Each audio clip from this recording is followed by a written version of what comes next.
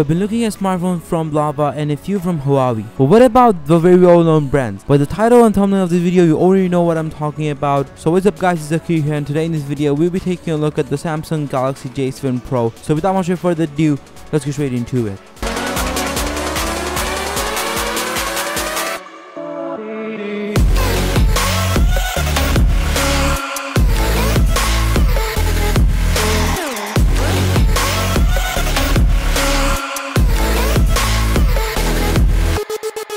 Even though I use Samsung as my daily driver, to be honest, I'm not a huge fan of Samsung.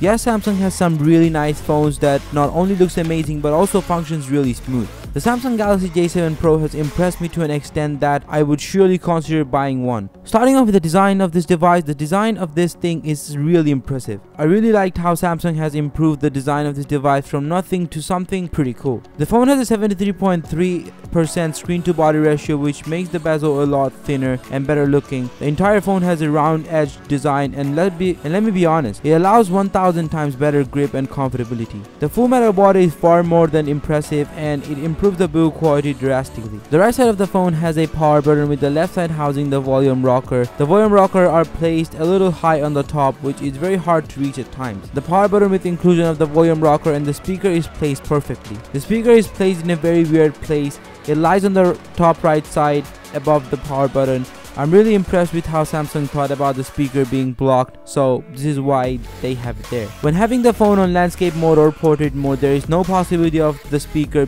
being blocked. The 2.5D glass in the metal body gives a very premium feel on your hand, and I really like it. One thing that did attract my attention is that the headphone jack is placed at the very bottom, so there is no need of having the phone upside down while listening to music and all. The phone itself has a great size, and while using it with one hand, there was no problem reaching out to all parts of the screen. Now moving on to the display, the Samsung J7 Pro has the best display in the market. You guys are looking at an eye candy 5.5-inch Super AMOLED display with a resolution of 1920 by 1080p. The color and contrast in this device is amazing as hell. Viewing angle is on spot, and yeah, you can watch a movie with few people now. The touch response in this device is far more than what you would normally expect. Speaking about brightness and all this in this device, the device gets fairly bright. There is a screen mode in the settings where you can change the color saturation of the display. Outer visibility was fairly good, and the accuracy of the device was on point. Even though the device has some crazy cool stuff, it lacks display protection, which kinda sucks, and therefore you will have to be careful about the screen, and using a protector would be a great idea. The Samsung J7 Pro rocks a 1.6 GHz octa-core Exynos 7870 processor, which technically is Samsung's own CPU. The Mali T830 MP1 GPU is being used with a 3GB of RAM and a storage of 32 or 64 GB. You can surely expand the storage using a micro SD card, and just to let you know, the J7 Pro supports dual SIM as well. The Samsung J7 Pro performs a lot more like the Snapdragon 430. High-end games were kind of smooth, but at max setting there are noticeable lags, but they won't horribly annoy you. However, playing normal games and using all type of software would be fine.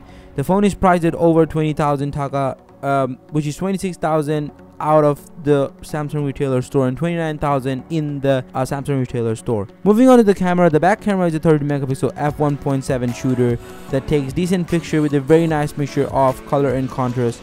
However, the picture quality is very disappointing. Unrealistic colors were being formed, and I seriously don't know why. Moving on to the software, the phone runs in Nougat 7.0, however you can update it to Oreo 8.0 without any doubt. So finally, what is this device all about? It has an eye candy design, amazing display, okayish performance, and overall this is for someone who is only concerned about design and the brand name of Samsung. If you want that S8 look, you will get it here, but a little bit. So that's basically it for today guys. I hope you all have really enjoyed the video. If you did, then smash the like button. If you want to see more contents like this one, then subscribe to the channel.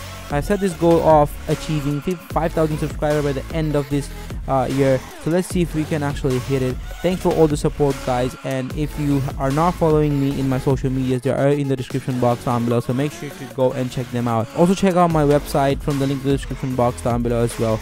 This is Zakir from Zarz Tech. I'll see you in the next one. Take care guys. Goodbye. Peace.